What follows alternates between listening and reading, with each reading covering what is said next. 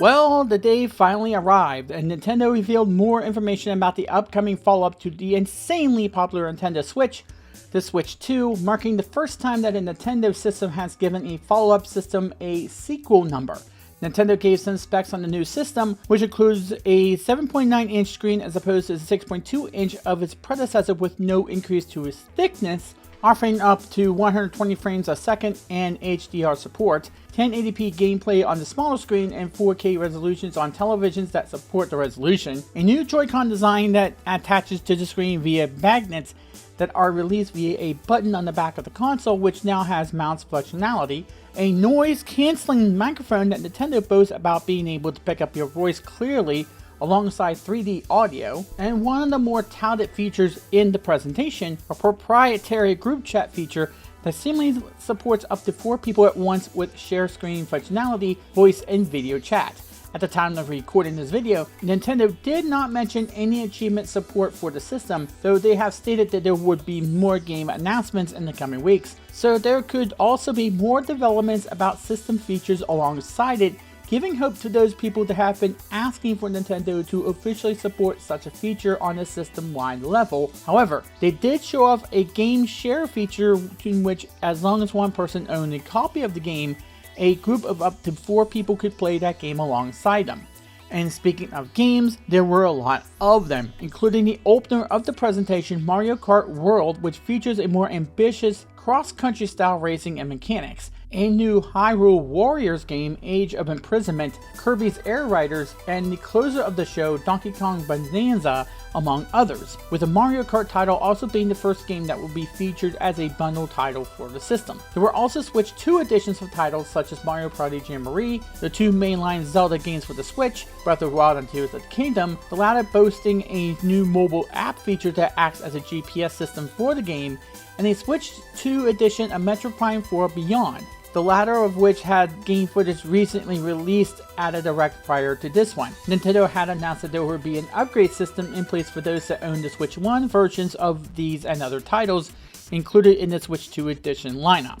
Nintendo also said that many of the Switch 1 titles would be available to be played on the Switch 2, though as we have seen how backwards compatibility has worked for other console manufacturers in the past, this will be a work in progress as some titles might not work with the new system at launch, at least not as intended. One thing that Nintendo does have a lot of this time around is third-party support, which games such as Elden Ring, Street Fighter VI, Final Fantasy VII Remake, Cyberpunk 2077, Sid Meier's Civilization VII, Hogwarts Legacy, Yakuza 0 Director's Cut, among others, making their way onto the console with their own versions, with the titles seemingly making it known that Nintendo is aiming for games for a vast array of target audiences, both young and mature oriented. One particular game, the Dustbloods from FromSoft, will be an exclusive Switch 2 title. One other announcement game-wise is the introduction of Nintendo GameCube games onto the Nintendo Switch Online service to be exclusive for the newer console,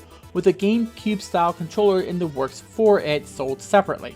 Pre-orders for the system are set to go live on April 9th, with the system itself launching on June 5th of this year. And if you are pre-ordering it through the official Nintendo store, then according to Verge senior editor Tom Warren, there is a safeguard in place to challenge potential scalpers, limiting pre-orders for, quote, Switch 1 owners that have an active Switch Online membership and have spent a certain amount of time playing, purchased, or paid Nintendo Switch games, prioritizing those with more playtime. Though there was much to be happy about with the announcement, not everything Nintendo announced was met with praise. Nintendo confirmed that physical copies of some games will be instead game key cards that will unlock the full game download, which confused and unnerved some, though this seems to be a workaround for games that cannot fit onto the standard game card. However, speaking of pre-orders and purchases, the price of the system and the games brought the main sticker shock to many. The system will sell at $450 US, and the Mario Kart World bundle at $500. The bundle will allow you to get Mario Kart World at half the price than if you were to get the game separately,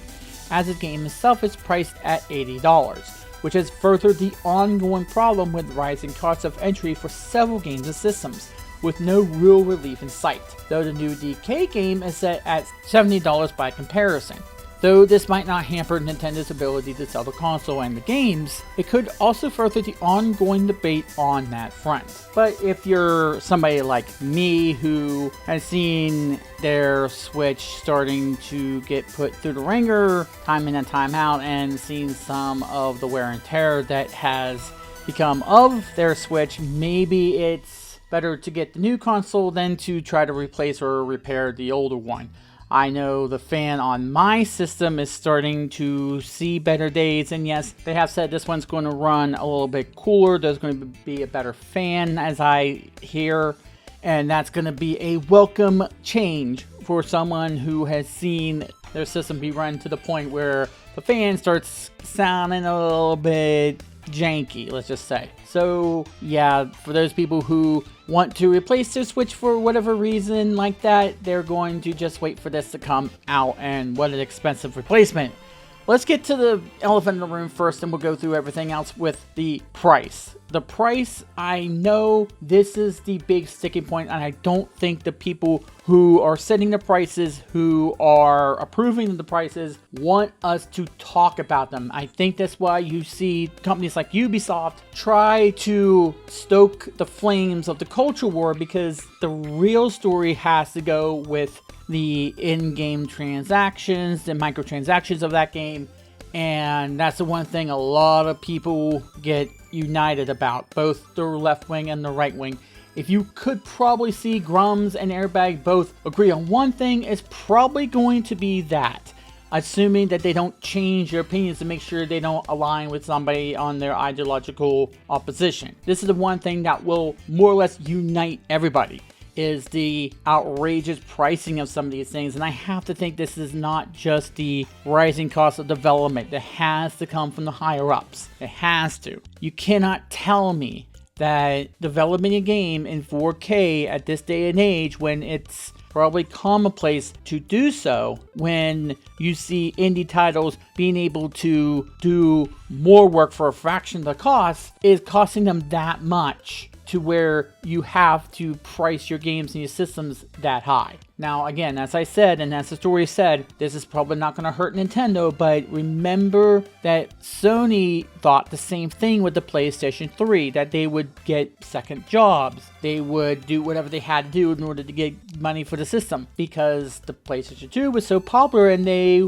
had guaranteed sales. Well, it didn't work out that way. People went for the cheaper option, which was the 360. And though I didn't approve of how Microsoft just started picking off third-party exclusives from the PlayStation that brought them to the 360, looking at you, Square Enix, and Final Fantasy 13, and the exclusive DLCs that they got in the habit of doing, looking at you, Rockstar, on GTA 4, and no mainstream outlet is even questioning this. It has to go from the citizen gaming journalists and citizen gaming punditry in order to bring this up, in order to call this out, because the mainstream gaming outlets won't do their jobs. I feel as though that is a disservice from them. But what do I know? I'm just a regular person, not in these developmental studios.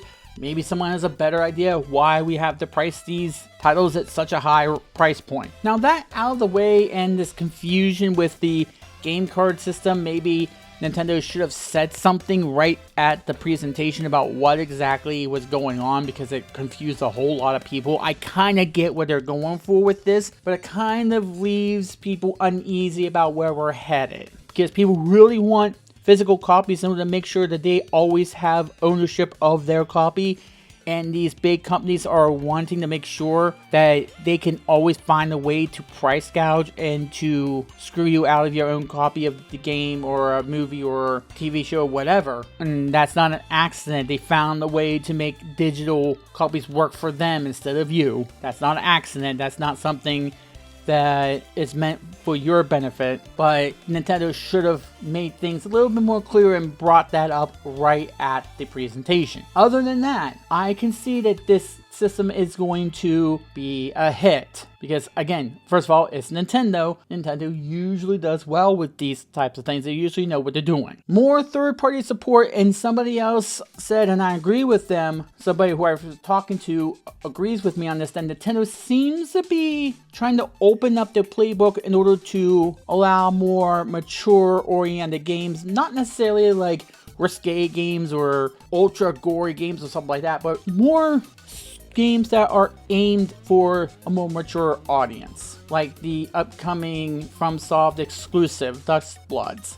That seems to be a game that is meant to be consumed by a more mature audience. Cyberpunk 2077, another one. Hopefully they got all the bugs figured out. They ever do anything with the light dance thing that caused a lot of people headaches, physical headaches? Final Fantasy VII Remake, that's probably one of them that's going to get the game card treatment. Elden Ring, the new Tarnished Edition, I'm not sure what that means.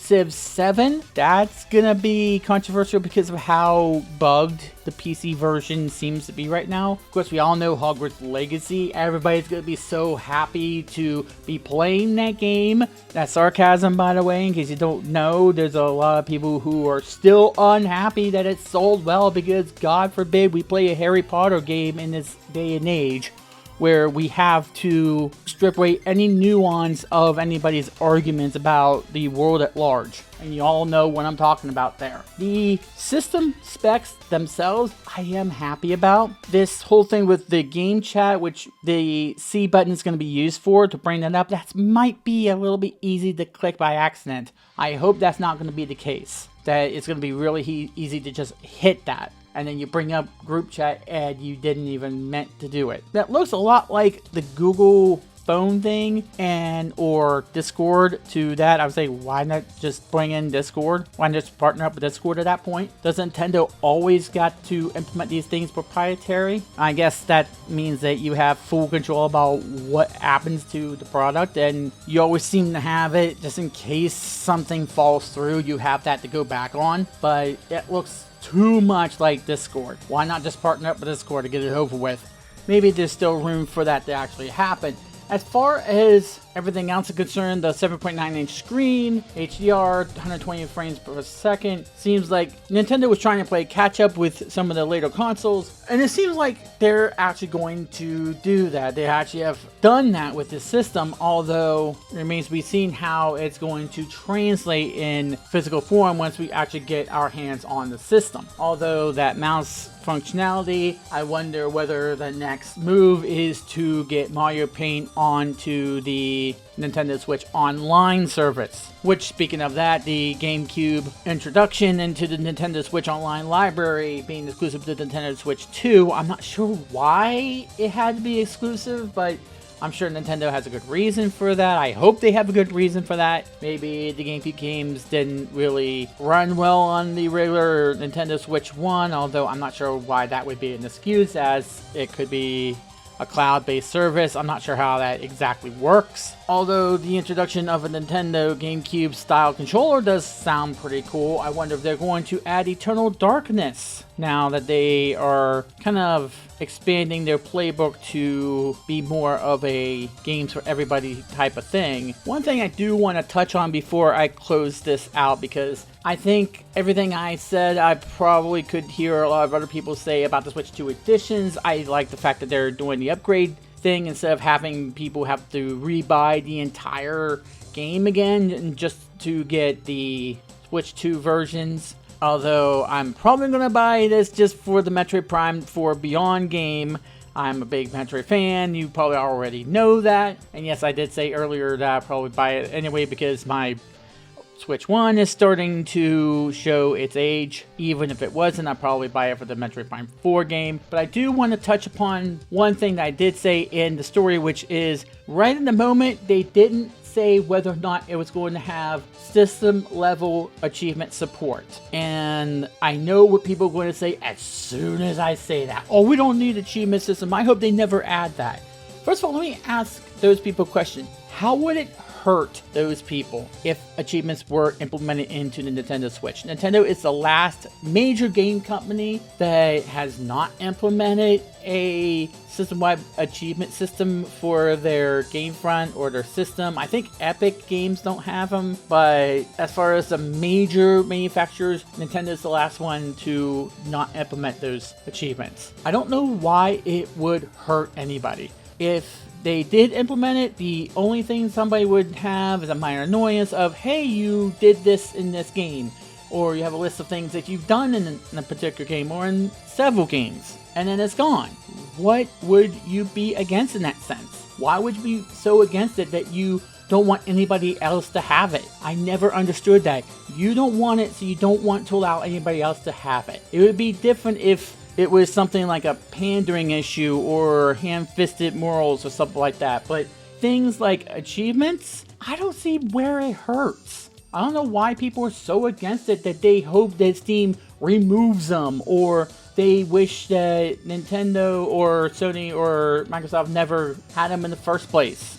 To me, achievements and trophies are a way to have bragging rights, to show proof that you did something that not many people have done in the game, like try the game on a higher difficulty. I know when Sony implemented trophies in the PlayStation 3, one of the first games to get it. Remember, at that point in time, Sony didn't make it mandatory. One of the first games to have got it was the original Uncharted. And the idea of getting a platinum trophy for getting all the other trophies pushed me to want to try the game in the expert setting, and it killed me. It tortured me, but I got through it. I got the achievement, I got the trophy, I got the platinum trophy, and I felt so vindictive for doing that. It is a carrot on the stick. You're chasing after the carrot, and you finally get the carrot that's on the stick. It is bragging rights. It's like, yes, I achieved it. I completed it. Here's the proof.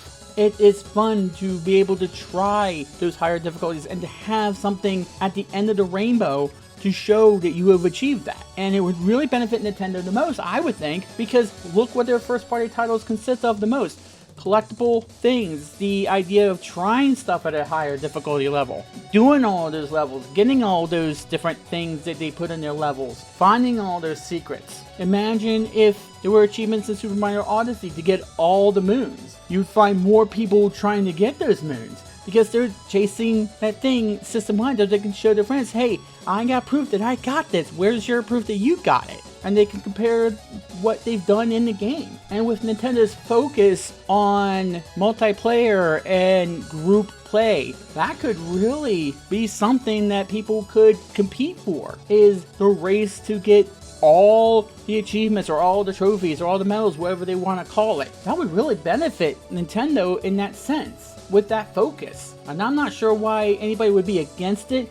I'm not sure why anybody would not want that. I don't know why Nintendo would not implement it. Maybe they will implement it in the coming future. Again, they said they're going to have more announcements and more game announcements. Maybe they're coming down the pipeline. We don't know. We don't know what they're going to be planning between now and June the 5th. I do wonder, though, with the pre-orders, are they going to go with, oh, you have to pay the entire amount of money before they say you reserved it? Or are they going to go with, okay, put some money down and then you pay the rest when they ship it or when they get it to you, like what GameStop does? Assuming GameStop is around by the time it launches, because how much of a state GameStop is in right now, we will never know between now and June the 5th. But that price point is really a sticking point right now, and I wish more mainstream outlets would pick up with that story and just debate that instead of thinking that the ordinary gamer or citizen gaming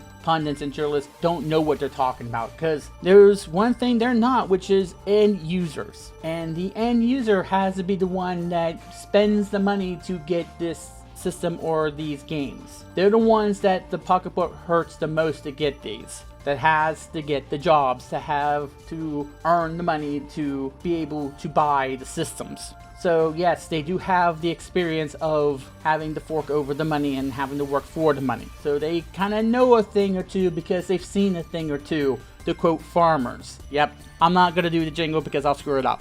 Anyway, I want to hear your thoughts. Hopefully we hear more about the system between now and when we finally get our hands on it, and I hopefully will get my hands on it when it comes out. I hope I do this time around. Thankfully, they're trying their best to get the scalpers out of the picture. I don't think it's going to be a fail-safe type of deal. I don't think you're ever going to truly have 100% fail-safe, foolproof way to deal with that. And I know the PS5 and the Xbox Series X was a special case because of the issue we were in 2020. We're far from that now, thankfully. So we'll see how this goes and how Sony and Microsoft respond to this. But until next time, stay safe, stay well, please. Stay true to your mental health. Please be aware of that, and also what you think about the story. And are you going to pick up Switch 2? And are you concerned about the price point? And what do you think about the possibility of achievements in Nintendo's new console? Do you want them? Do you not want them? Why would you not want them? Why would you want them? Do you agree with me on that? And some of the other things we talked about, including the game key cards and the third-party support and whatnot. Everything's on the table. Please keep it civil down below. Also, please be sure to subscribe for more news like this. Ring the bell when we go and post something, because knowing me, I might post something like a month later or something like that, way I'm posting videos anymore. Until next time, please stay safe, and as always, to be continued.